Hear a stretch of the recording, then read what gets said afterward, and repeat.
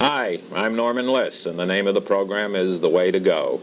I invite you to join me each week at this time as we explore places to go and things to do. What is so fine as being a tourist in the summertime? We love to go places to see things, and the further we go, Alaska, China, the better it is. But you really don't have to go far. You can be a tourist right here in Westchester, and Westchester has a director of tourism just to prove that fact. Her name is Evelyn Carnicelli, and she is my guest today. Evelyn, I have a question that really relates to this whole subject of tourism. What is a tourist? Well, you said it, Norman. A tourist can be someone right here in Westchester County, someone who goes to someplace new, someplace they haven't been before. Sometimes you can go to a place you've been before and see it. And still be a tourist. Yes. Well, I think you can. That's a return visit. But in any case, you are experiencing something, going someplace for that experience. Mm-hmm. So if you live in Larchmont and you go to visit a site in Peekskill that you're interested in a sense, you're a tourist. We define a tourist basically as someone from someplace else visiting a new place or a different place, spending two things. Time and money. Oh, right. Is it necessary really to be from somewhere else to be a tourist? Can't you be a tourist in your own backyard? Absolutely, and that's what we're saying. You can be a tourist by yourself, but the best way to be a tourist is to invite somebody along with you. You see so much more sometimes. It's like going to the zoo with a child. All of a sudden the elephants are bigger and the monkeys are funnier. But I just did that, by the way, with a grandchild, and I did see things differently. Well, there's so much, and I know we're going to be talking about that, to see in Westchester. So many historic sites and cultural things that are going on, concerts that are happening, events as well as places to see, amusement park like Playland, and as I said, historic sites. To see and enjoy that we tell people in Westchester County to kind of look over their shoulder and around the corner, as you say, in your own backyard, and see what there is here before they start looking to China and Paris and all the other so-called tourist centers. Nothing wrong with those places either. No, not at all. It's a lot more inexpensive, though, to start here. My experience is that when I have visitors, whether from the metropolitan area or from abroad, when they come here, there are so many places that I can show them. There's so much history here, and there's so much beauty here. Yeah. Well, that's what it is. You see, we go back probably as old as the United States is, as old as America. Mm-hmm. And one of the things that Historic Hudson Valley says, step back into America's past. Right. And it's right here, 300 years of history. And just as you said, Norman, when someone comes, you want to share something that you treasure with them. You know how you open an album of photographs to show someone. Well, that in a sense is what you're doing when you're exposing them to Westchester County. These are the things I treasure. This is my home, but aside from being my home, it has so much to offer, in enjoyment. So it's a sense of wanting to share. And if you live here, it's not like you've seen everything. I have seen a lot because I do go to a lot of places, but I'm always making new discoveries. I'm making new discoveries in places that I've never been to, and I'm making new discoveries on places that I've been to, but I'm seeing different things in because of something I've heard, because of something that someone has told me, and that opens up. There are a lot of stories behind the scenes, aren't there, in many of the places? Well, let me say this. You said something about discovery. One of our cries out there is explore, enjoy. And those two things go together. Let me give an example. In Mount Vernon, the city of Mount Vernon, we have the Bill of Rights Museum, St. Paul's Church, which is the home, literally, of freedom of the press. The trial was actually in New York, in the city, but it is celebrated up here in Westchester County, the Zenger trial. Man put on trial for publishing what, in essence, was the truth, and vindicated by the courts when the royal governor said, you can't do that. And what is in that museum? Well, what is in the museum, one of the fascinating things that's in the museum is a bell, and it's called the Freedom Bell, and it's sister to the Liberty Bell. But this one doesn't have a crack in it. This one doesn't have a crack. You've been there, you see. But isn't that amazing? Now, everybody flocks to Philadelphia, which is fine. We don't tell people they can't go to Philadelphia. But see our own bell, forged at the same time. Right. And, of course, that bell is used. It's rung every 4th of July. But when you go there are artifacts from the period, printing presses and the actual church as it was, and the pews as they are. As people lived at the time, it's a sense of, if you blocked out some of the things surrounding it, some of the fast food restaurants, and should just focus on that, you could be back that amount of time and not realize that all that time has gone by. Yes, it exists. I say that frequently as we drive through different areas, really close to home, within 10 miles. You could be anywhere, and if you were somewhere that was far away, you would say, it's such a wonderful place, right. and I've come here to see it. That's right. But a lot of people don't appreciate the fact that just because it is close to home, it has that value. And well, interestingly enough, Norman, we focused on that with a group of Russian business men who came in and were very impressed with the site and with the meaning of the site, because, as one of them said, this is what America's all about, isn't it? And he sensed that, and the amazing part about it is that that's the truth. And the fact of the matter is that history can be a boring subject.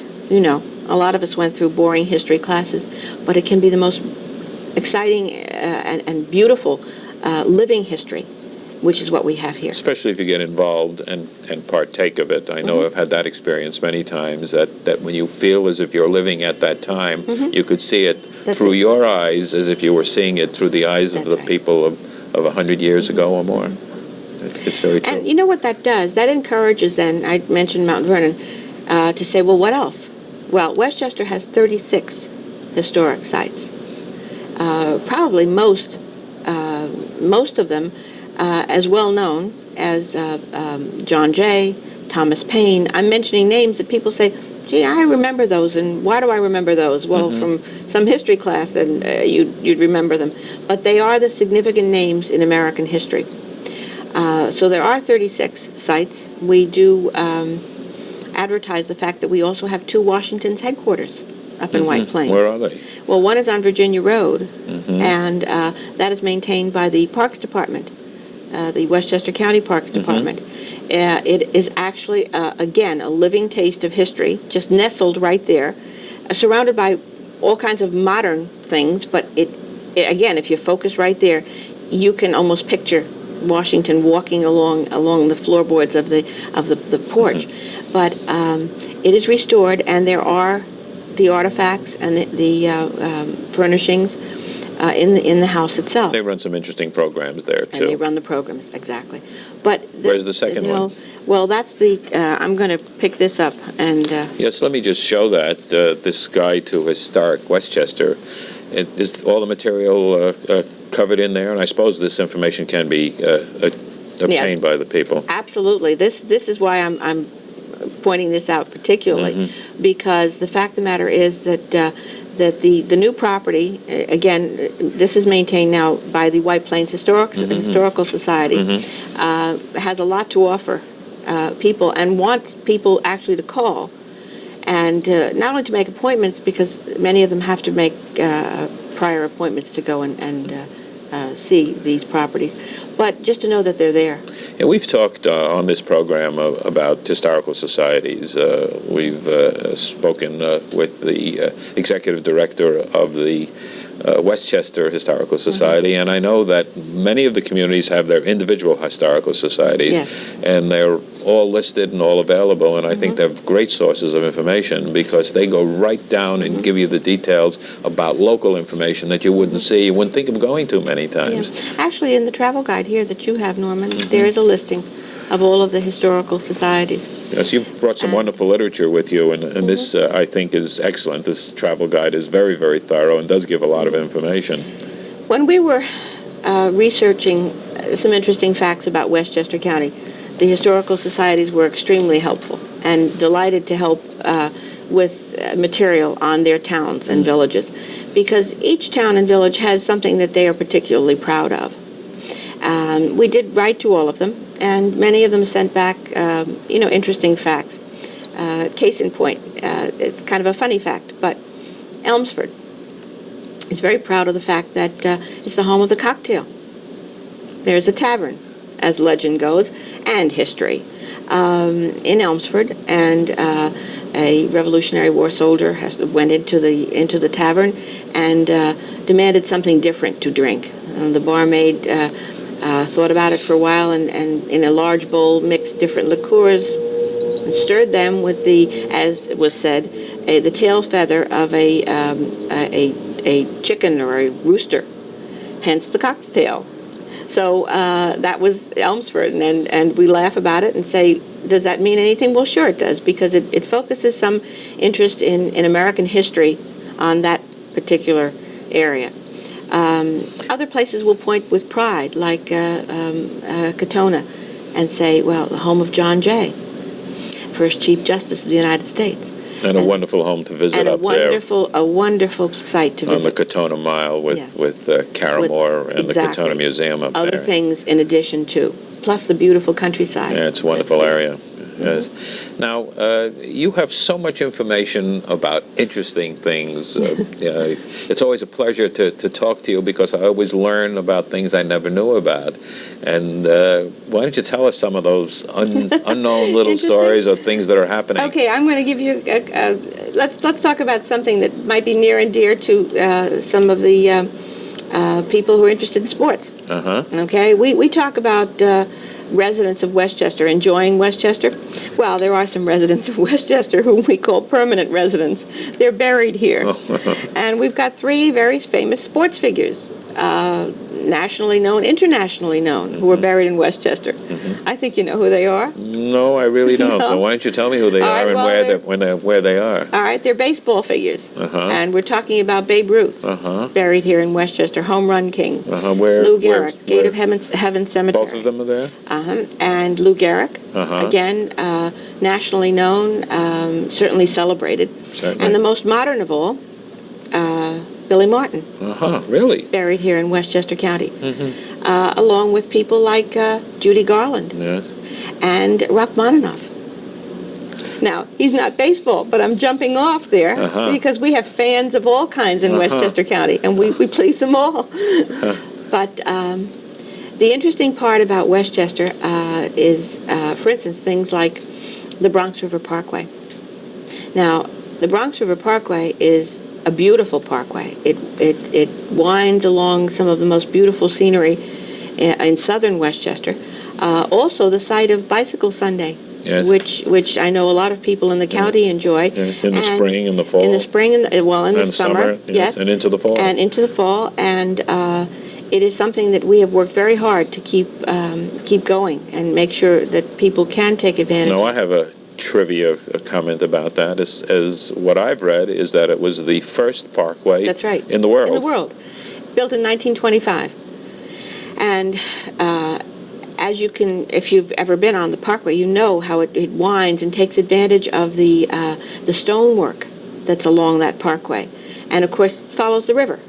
But again, that opened up the New York City area into Westchester County, and was really very, very responsible for increasing the commerce and the business that came into the county. So not only a beautiful parkway, but a parkway that did do a lot of good for the county of Westchester. I have another piece of trivia which not many people know about, and that is Central Avenue, or Central Park Avenue as it's called in Yonkers. And that was really supposed to be an extension from Central Park to Albany, and Boss Tweed of ill repute had this great idea to do that and make a lot of money, but the only section that was built actually was the section that goes up to White Plains, and then it stopped. And well, it certainly makes a lot of money now, because there are a lot of businesses along there, a lot of shopping. A strip. A strip. Yes. But that's the most important. That's the amazing thing about Westchester. Think, they're parallel, the Bronx River Parkway. Beautiful, winds through beautiful countryside.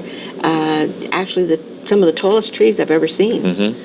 Shy of, I think, probably up in Vermont. Yes. Along that parkway. And then Central Avenue, which is full of all kinds of stores and tremendous shopping. Another thing, the first time the Declaration of Independence was read in the state of New York was read in Westchester County. Where? On the ground with the original courthouse in Westchester, which is no longer there. In White Plains? In White Plains. And it was July 11th, 1776. And flyers were passed around about it. And Westchester County has one of those, which we have, in a seal. So is that in the archives? Yes. Yes. Yes. And we're proud of that. The first airmail drop was actually in White Plains. The White Plains is also known now for, we like to say it, for some of the most fabulous shopping. Some of the lovely hotels that are there. I mean, we have, again, I could go on and on. People come to White Plains many times to take advantage of that strip of stores. We laugh about the fact that we have a Neiman Marcus and New York City doesn't. Yes. So that's something. But why is there a tourism department? Why is there a director of tourism? Well, tourism is an interesting concept. It's people think of a tourist many times, as we started to talk before, Norman, about somebody who goes someplace else that's really far away, and that's not altogether true. You brought it down and said quite truly, a tourist can be someone who looks, around the corner and sees something and enjoys it. Tourism is really equates with business. It's good business. The tourism office is part of the Office of Commerce and Economic Development. In essence, people who come into an area and people who live in an area who make use of the facilities keep those facilities alive. It's good for the local economy. It's good for the local economy. No facility, even a historic site, can survive long unless people go to visit and contribute to the support of that location. People pay admission many times in these, and their admission is low. I mean, we're not talking about large fees. They buy things in the little shop and so on. And in a sense, they show their support for keeping this part of history alive. But tourism in general, you see, it goes beyond that. A tourist will do all kinds of things to enhance the economy.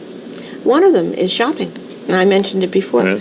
Tourists are big shoppers. And it's very interesting. When we talk about tourists coming to an area, we have various classifications. We have the people from the surrounding area, Connecticut, New Jersey, New York City, Long Island, who can come here because they've heard. Why do people come to Westchester for the fall foliage, for example?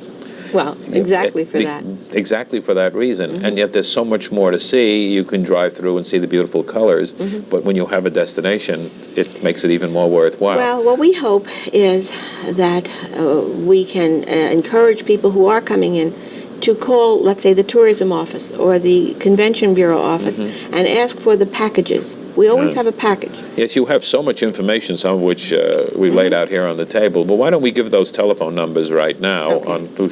Now, what is the number to call for the Convention and Visitors Bureau? The Convention and Visitors Bureau, of course, it's area code 948-948-0047. And right now, they are distributing what we call the Golden Summer package. Yes. Is that this package right over here? Yes, that's the major piece. And tell me what that is. Okay. We're celebrating Golden Summer.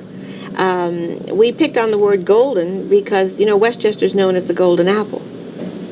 And the Golden Apple is out of Greek legend. Supposedly Zeus gave a golden apple to the fairest of all. So we call Westchester the fairest of all. And we use the golden apple in concert, by the way, with the Big Apple, because we tell people we're little sister, and if they're attracted to the Big Apple, they can kind of bounce over and see us. But the Golden Summer is a celebration of the richness and the beauty and the joy. Golden is a word that speaks of sunshine and warmth. What does that literature contain? Now, in this that you just held up for people, there are coupons, Uh-huh. discount coupons, which we hope will work as incentives for people to visit historic sites. Restaurants are in there, packages from hotels, places that people can visit and bring a friend along, and get a discount on the friend or something in the shop. But we hope these incentives will bring people to the places that they maybe didn't plan to go to in the first place. And we ask them to ask for as many coupons when they call that they feel they can distribute to their friends and neighbors. We hope to encourage our residents, primarily, to experience the joys of Westchester, the beauty of Westchester. And in addition to that, possibly invite a neighbor, a new resident. Sometimes someone moves in on your block and you don't know what to do for them. Well, one of the most marvelous things I think you can do for them is take them to some place in Westchester County, because it's their home now, and you're sharing something that belongs to them. I'm going to put you on the spot now. You're talking about all the wonderful places. If you had to compile a 10 best list, what would be on that list? Okay. And let me say this, Norman. I wish I could throw all of the things that I'm going to say into one pile and they don't come out 1, 2, 3 order, because I don't mean it that way. Because the 10 of the... Let's start with historic Hudson Valley. That's always on every list, and frequently it's the top of every list. Well, it not only has, I think, probably the greatest focus on truly what was America's past, the influence of the Dutch, the English, the French, the architecture. We're talking about, there may be people out there don't know what we're talking about, so maybe we should focus in on it. They have in Westchester County 3 properties. Sunnyside, which was the home of Washington Irving, probably one of the foremost men of letters in Westchester County. Although... Do you really think that there's anyone in Westchester who doesn't know? I devoted a whole program to it, so I've covered that. Doesn't know that Sunnyside is there? It is probably that people don't know. Yeah, I think so. I think the other two. Well, Phillipsburg Manor and Van Cortlandt Manor. But they also have, as I've learned, the church in Botanico. They watch over Union Church, the home of the stained glass windows of Matisse and Chagall. Right. I think what we're talking about, Norman, are people who may be new residents, perhaps here a year. It's possible that they don't know. They don't know. Because it's too close. It's like the New Yorker who's never been to the top of the Empire State Building. Right. But now you've only covered one. And so let's go down the list and see if you can give me 9 more. Well, we did talk about the Union Church. Union Church, which is in addition to. And they have wonderful tours, and they have people who explain what's going on. Also it's concerts really wonderful that go on. And concerts there. Now, in that same area, got a Gothic castle, Lyndhurst. One of my favorites. Right, go ahead. as the history, it's home a wonderful of the robber baron. Wonderful place, and also the summer concerts at Lyndhurst. Which are going on now, in addition to the beauty of the castle itself, the property is magnificent. The property, the joy of being there. Yeah. Someone, and this was a German visitor, who said that there are trips up and down the Rhine River. There are tour boats that go up and down, and actually said, well, it's not the Rhine, but it's very close. and again, you see, I thought that was an unbelievable compliment, for someone to say it has something of that kind of value to a man's homeland, Lyndhurst also is very high on most people's lists as well. Before we run out of time, can you give me 8 more? All right. I'm going to jump to something that's totally different, on the other shore, Sound Shore, and that's Playland. One, it's on the National Historic Register. It has many faces site. Because it's a great place for children, and it has swimming, and it has a boardwalk, and it has a picnic area. The boardwalk, the nostalgia. And it's a great place, and it can be cool on the warmest days. And a lot of people think that's the kind of place you have to go with a child. Not really. I agree with you. You can be a child and be there. I agree with you. There's music going on. It's free and it's open. You do pay for parking, but the park itself is free, and you can wander around and listen to all the concerts. And it's only $1 for senior citizens, and a beautiful place to go during the week if you want to walk. Yes. As you said, walk the boardwalk. Yes. Nostalgia, and of course the beach, Yes. and so on. Now let's come sort of toward the middle, and I mentioned it before, but again I'll mention it because I think it's very significant in Mount Vernon, the home of Bill of Rights, Yes. St. Paul's Church. I think Right. that's a definite. And in New Rochelle. In New Rochelle, you've got the home of Thomas Paine, Yes. author of Common Sense. Yes. Again, one of those sites that if you stand there and just look at what's around you, you're back into American history. And again, the significance of something like that. Then, let's jump back to the Tarrytown area. You mentioned fall foliage. Well, it's not a site, but it certainly is an area in the fall, driving along Route 9, along the river towns, and seeing that foliage and saying the beauty of nature that, has bestowed its blessing. And the views of the Hudson the views River. of the Hudson and the Palisades Yes. are magnificent. A drive along the Taconic Parkway, State Parkway. Again, beautiful views in the fall. Before we run out of time, I just want to make sure that we repeat the telephone numbers because you have an enormous amount of literature that's available that people can write for. So why don't we give those numbers again right now? The Office of Tourism, which is my office, is 285-2941. We provide, in addition to this, we provide a relocation package as county government. That's very good to know. What's the other number? The other number is 948-0047, and that's the Convention Bureau. So if you're a new resident and want to know more about your area, we not only send tourism information, but information about where to buy a license for your dog and how to get a county park pass if you're a new resident. I think that we've proven today that there's a lot more to talk about for tourists in Westchester than we could possibly do in 1.5 hour program. And I thank you very much for being here today and sharing it with us.